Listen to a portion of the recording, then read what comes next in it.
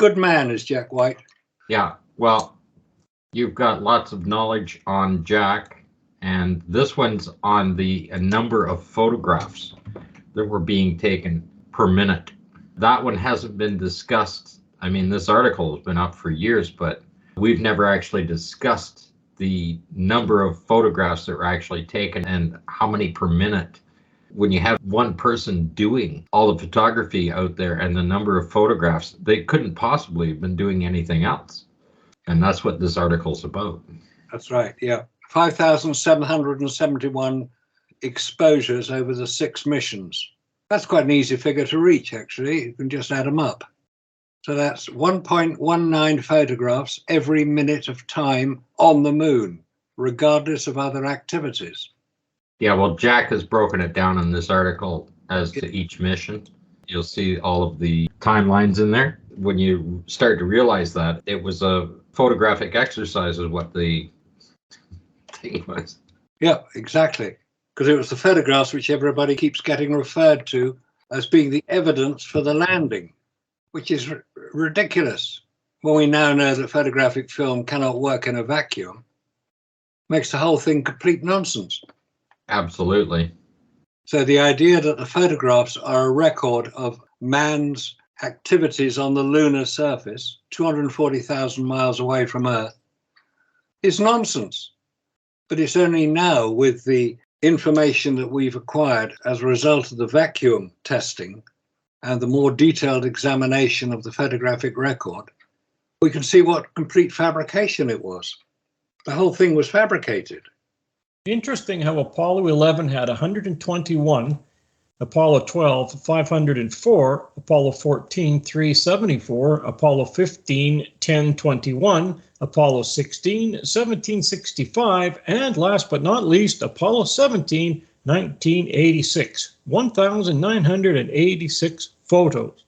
Now, Apollo 11, 1 EVA, 2 hours 31 minutes, Apollo 12, 2 EVAs, 7 hours 50 minutes, Apollo 14, 2 EVAs, 9 hours 25 minutes, Apollo 15, 3 EVAs, 18 hours 30 minutes, Apollo 16, 3 EVAs, 20 hours 14 minutes, last but not least, Apollo 17, 3 EVAs, 22 hours and 4 minutes.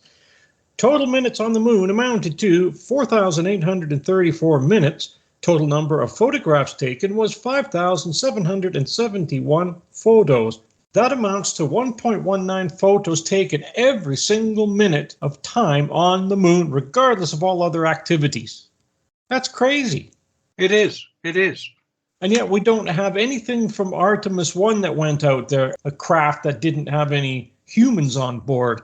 But I would like to see what happens when they get to Artemis 3. How many photographs and films and videos are they going to have when they get to that mission? Are they going to have all these cameras? Are they going to have all these digital photographs? What are they going to do? I mean, we already saw what happened with Artemis 1. We do not have one single photo, video, anything from all those other 21 cameras they had on board. We only have video from the one camera and the other camera that was mounted to the solar panel. But that's all we have. That's all they've publicly displayed. I've looked all over the internet. Don't know about you guys, but I haven't found any. No, I haven't found any either. I've looked. A lot of people have looked, but not many people have commented on that. That there are so few actual photographs, which would have to be taken with digital cameras nowadays, because we know that photographic film doesn't work in a vacuum. It doesn't affect digital cameras the same way. And of course, all the photographs taken, it's not including the amount of time they spent filming either. Well, of course, and then NASA claims that that was done remotely.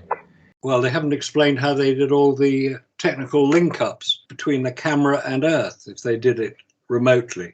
Except there was no controls on the DAC camera.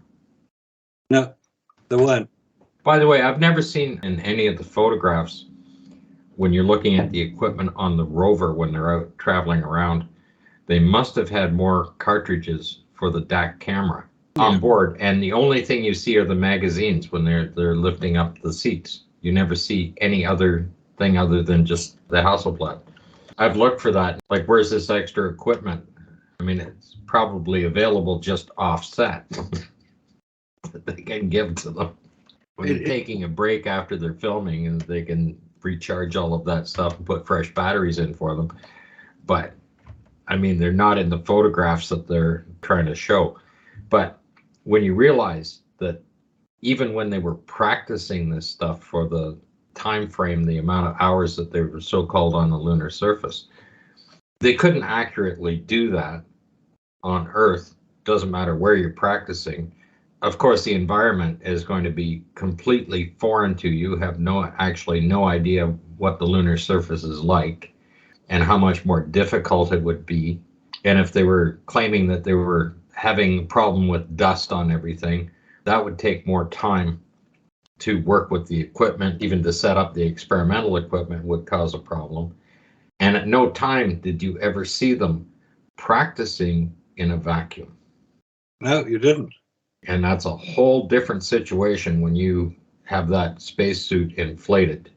Your grasp is going to be completely different. If you imagine trying to close your fingers when they're trying to pop out, they're going to be as hard as a basketball, right? And you're trying to close your fingers on stuff to be able to work. They never practiced that. And even if they claim that it was done in a swimming pool, that has no effect on their suit. It doesn't affect their mobility. Yeah. The restrictions on the suits would have mitigated against much of this photography anyway. Because you've got a camera that you can't see the shutter button from inside your spacesuit. You don't know if you've taken a picture because you can't hear anything. And yet there are so few photographs which are, should we say, inadvertent shutter releases, as NASA describes them. There are a few, but there are very few photographs which are evidently wrongly composed or wrongly exposed. They're much more the exception than the rule.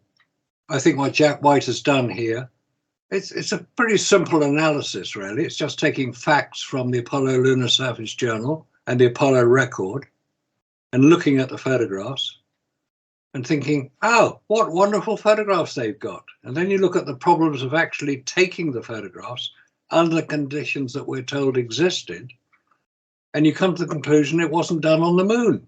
It was done here on Earth. You'd have to be a bit of a genius with a Hasselblad camera, considering the fact that all of the controls are manual. To even take average every 50 seconds, you're going to be taking a photograph.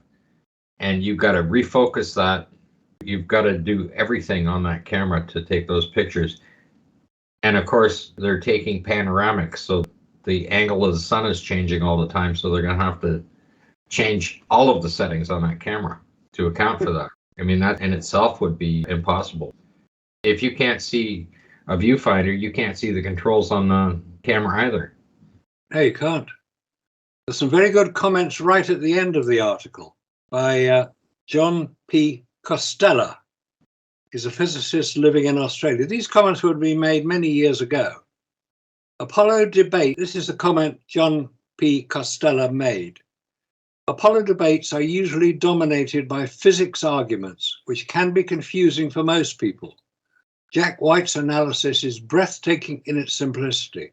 Now anyone can understand the evidence and come to their own conclusion.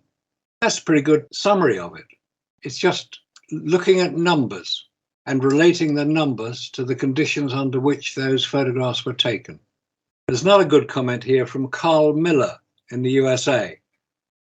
Great work, excellent site, is one summary. He says in his comments, very much enjoyed your analysis of the number of NASA photographs versus time available. I am also a professional photographer, so I can appreciate your conclusion given the almost artistic qualities of a lot of the shots that are supposedly not framed, but somewhat randomly captured.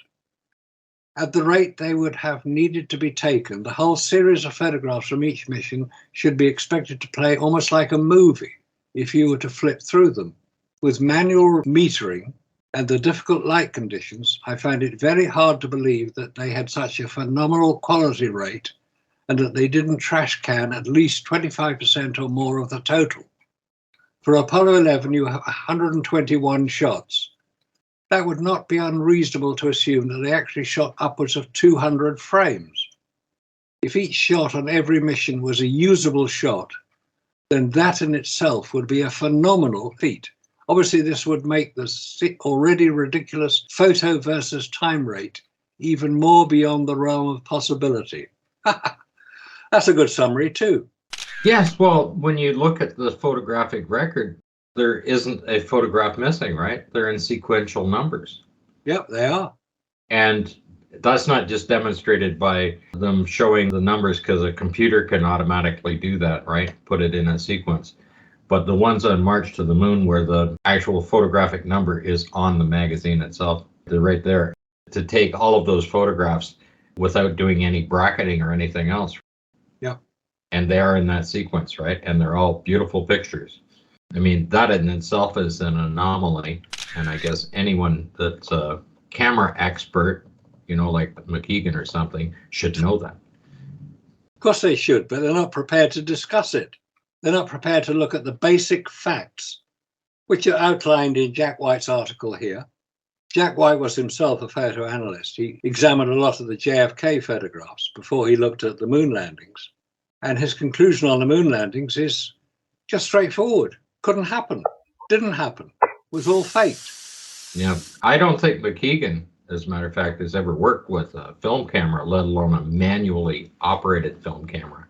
Okay? Because that in itself, just that very fact that all of those photographs are taken with that, and they're in perfect focus, framing, and everything else in the photographs. There are a few anomalies in there, but when you look at the sheer number of them that are taken like that, that couldn't possibly happen.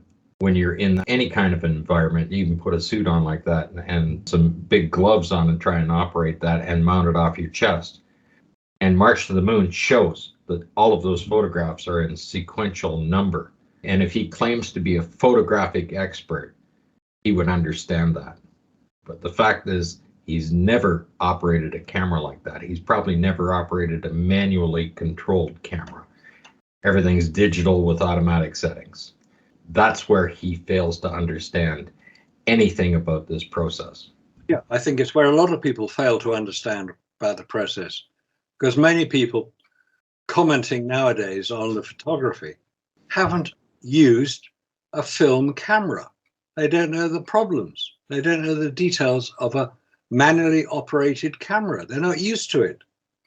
Cameras today are very, very good, very effective. They've got a nice little computer chip inside them, which tells the exposure and the aperture, and in some cases, even the focus is automatic.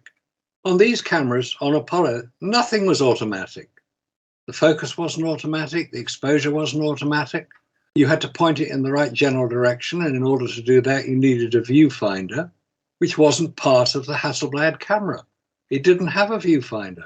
Not the Lunar Hasselblads, the ones allegedly used on the moon, because they took it away.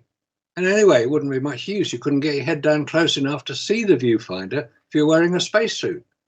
So you had to just point it around, just generally do it yourself. And you need a little light meter. NASA thought of that. They put a little chart on the top of the camera, which you could see from inside your spacesuit. Basically, it's the standard simple explanation that Kodak used to include with every film, because they wanted their customers to get the best results they could. If the sun was behind you, which is the standard way of taking a photograph, if the sun was behind you, the exposure would be, let's say, f8. If the sun was coming from the side, it would be different. If you were shooting with the sun in front of you, the exposure would be different again because of the way the sun illuminates the subject. This was what was happening on the moon. They were being told to put the aperture setting at a certain point. Well, that's fine if you could see the aperture setting to adjust it, but you couldn't if you're wearing a spacesuit and you had the camera mounted on your chest. So when you start looking into all these details, and some people might say they're irrelevant details, of course they practiced. They took their cameras home with them. They practiced at their barbecues and their parties. Yes, they did. It's not difficult to practice with a camera, but under the conditions that they're supposed to be operating under on the moon, they couldn't achieve those conditions here on Earth because they didn't know what they were. Certainly not before Apollo 11. Then they might have got a little bit better because they had more robotic missions photographing the surface, and all the fuss about them disappearing into the dust. That was what was expected to happen before they even got there. But they proved that would not happen when the unmanned surveyor craft landed on Surveyor Crater, the location for the Apollo 12 mission. What else is interesting, just because you brought it up, they had all these cameras to practice with. Where are those magazines? Yeah. Where are the photographs from their practice? It got to be part of the Apollo record. They should be stored and cared for as much as anything if it's going to be a historical event. All of their practice shots there'd be thousands of magazines, because you didn't just have those astronauts, you had 60 astronauts that were practicing. That's right. And of course, all those films would be the property of NASA, who had paid for them and given them to the astronauts to practice with. Same as the cameras were the property of NASA. They all had a 6-week training course. Yeah. So come on, NASA, where are those photographs that the astronauts used to do their practice missions with? Their barbecues, their families.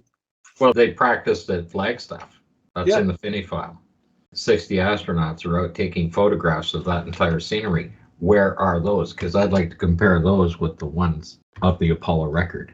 The only place you're going to find the barbecue scenes where Life magazine and all the other ones were banging at the doors of the astronaut and their wives is on the right stuff.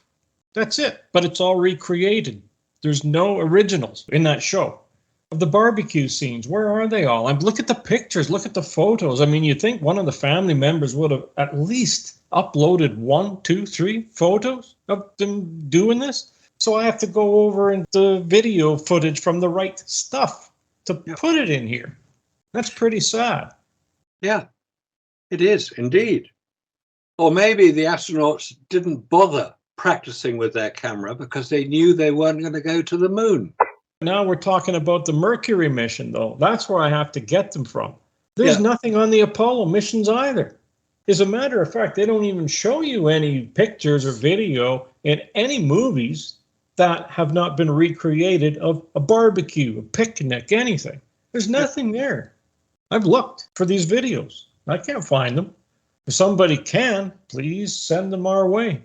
Yeah, because that will demonstrate a little bit that what the astronauts were doing was correct. Where are those? Well, there are a few photographs of them on their geological sites, especially around the Grand Canyon and stuff like that. And a few shots on the rover, but just very few.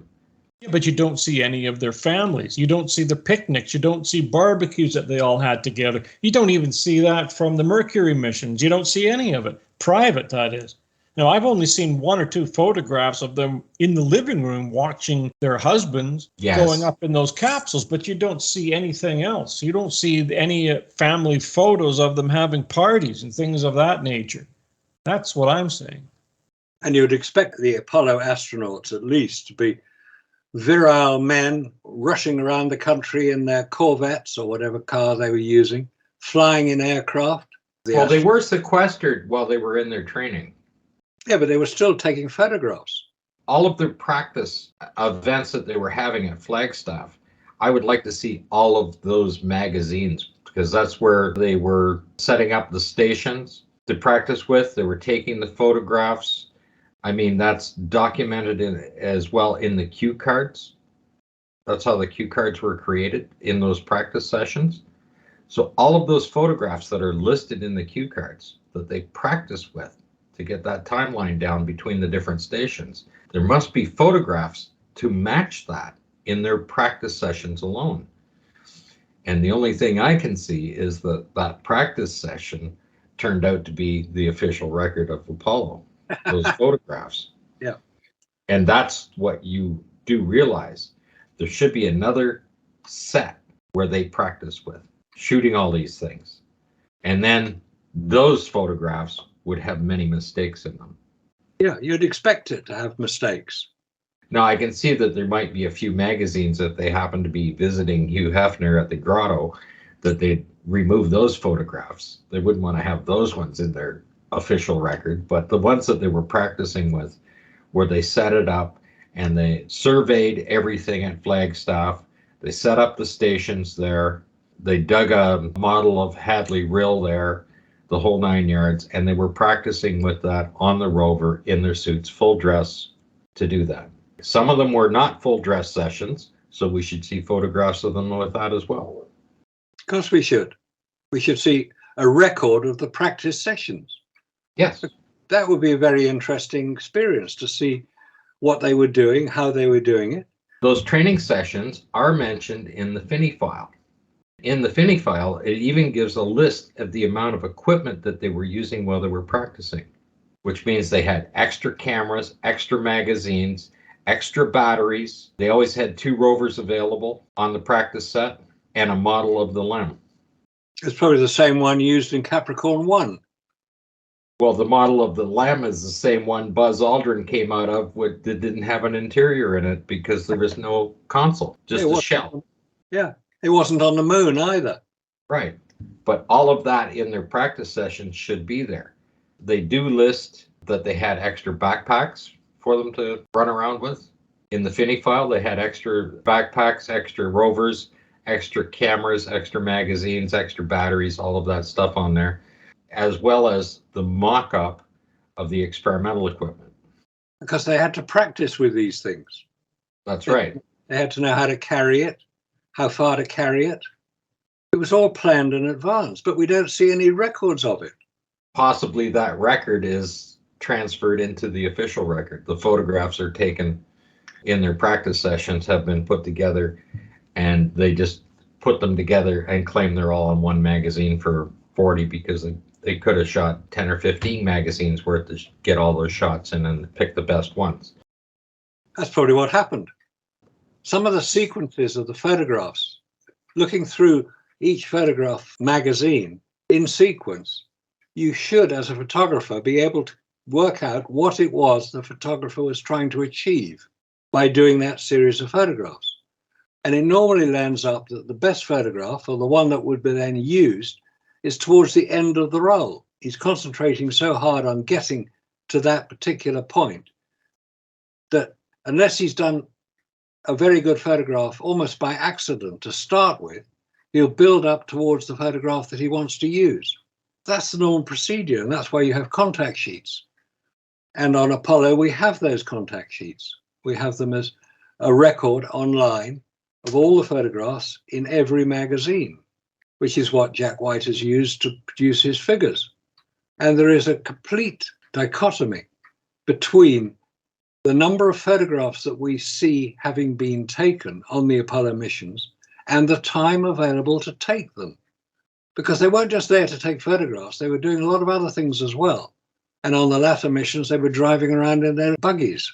You can't take photographs when you're driving around in a buggy. It won't come out. It'll be all...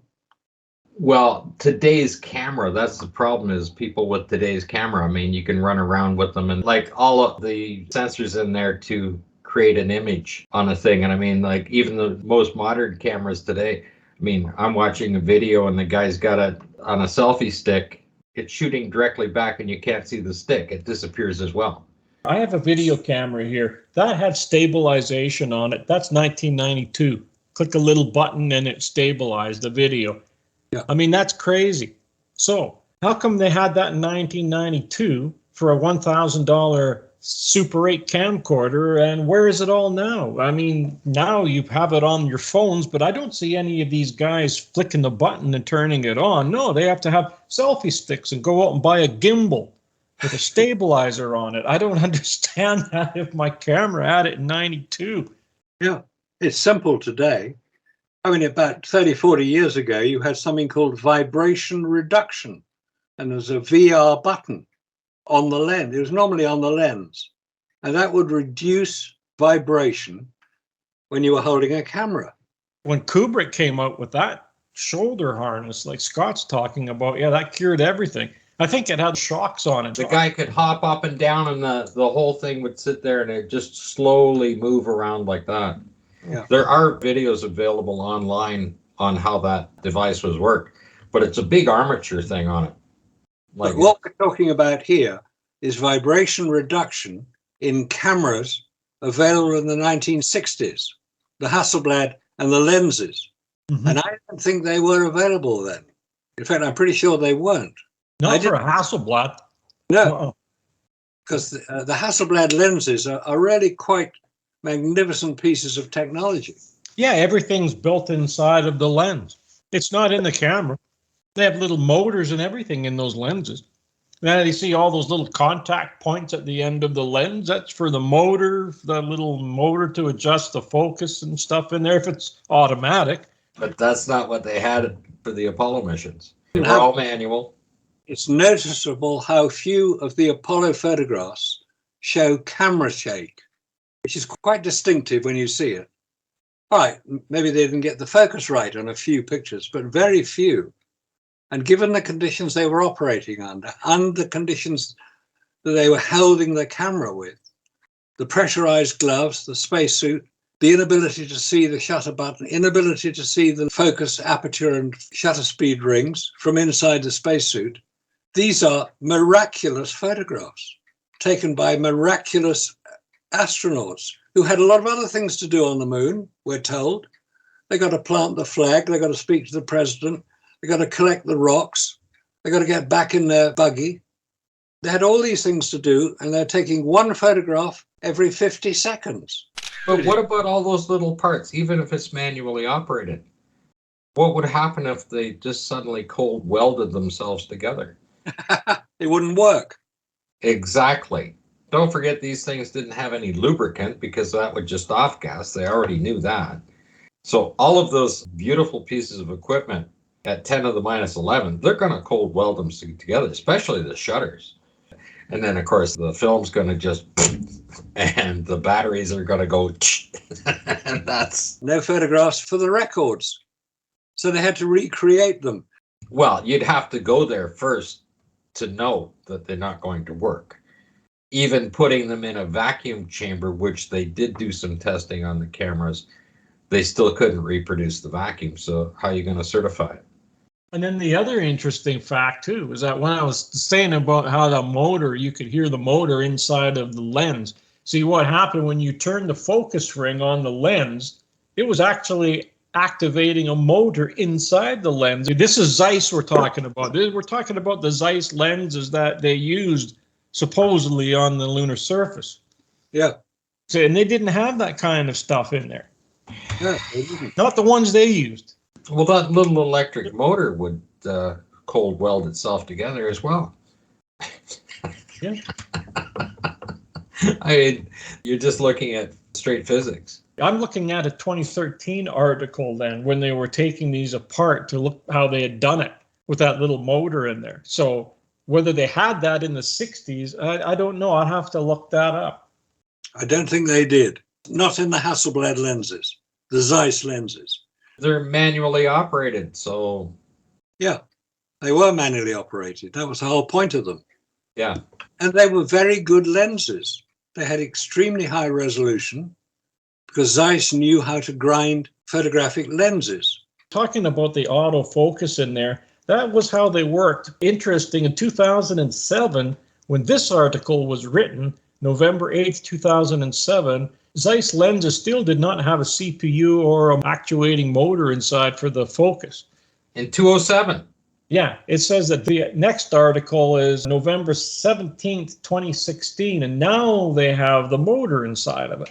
So when you're moving the focus ring, the motor's actually turning the lens chamber. This is according to Zeiss. But not in the late 60s. No, and as a matter of fact, I'm going to show this video of them taking it apart, showing that motor inside. So we got 2007, they were talking about it then. Not in 1967. They weren't talking about it then because they hadn't been thought of. Here's another point with the lenses. I tried to look up to see what kind of filters were put on the lenses, especially for UV radiation and ultraviolet light on there, because if you didn't compensate for the full amount of light that you're traveling in space with, the increase in the amount of sunlight that you're getting, the UV and everything else coming into that, like in the infrared, those lenses would have needed filters for the infrared and the ultraviolet, as well as to bring it down, as well as you're almost 50% more white light as well coming into those lenses. Those cameras would have needed to be calibrated for that to be on the lunar surface or to be even shooting in space. They'd have to have those filters on there to get an actual color picture. And I couldn't find anything on those.